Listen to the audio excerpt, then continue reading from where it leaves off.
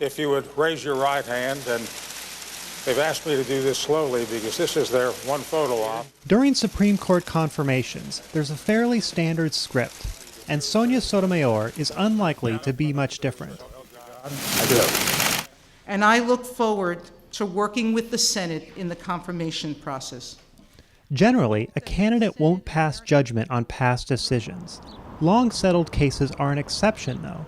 For instance, nearly everyone has endorsed Brown versus the Board of Education, which barred segregation in public schools and condemned other cases rooted in bigotry. That Dred Scott was the wrong decision for its time. The path onto the court is to strike a balance between appearing knowledgeable while declining to discuss specific legal issues which may reach the court. No forecasts, no hints.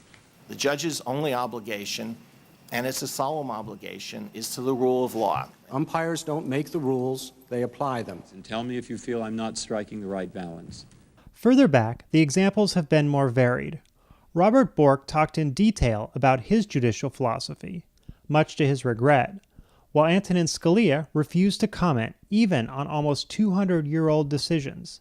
The memory of these two justices was part of the reason that subsequent nominees struck more of a balance. If a nominee, although it's their right, does not answer questions that don't go to how they, what they would decide, but how they would decide, I will vote against that nominee regardless of whom it is. And you can thank Justice Scalia for that. Judge Sotomayor will likely keep the balance. On the Judiciary Committee, many members will be the same as in years past, and the questions will likely touch on a range of divisive issues, from abortion to race to the right to bear arms. Her answers, more likely than not, will avoid specifics. I firmly believe in the rule of law as the foundation for all of our basic rights. One exception may be when the discussion turns to biography. Like Justices Clarence Thomas and Samuel Alito, she will probably talk about her modest background, and she will almost certainly note that she would be the first Hispanic justice.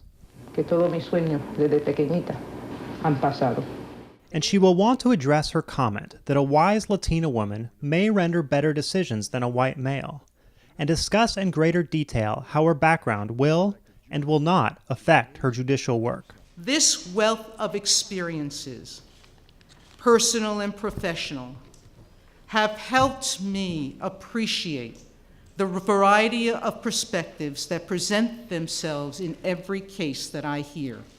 One part of her biography, her service on the board of the Puerto Rican Legal Defense and Education Fund, will also figure in the hearings.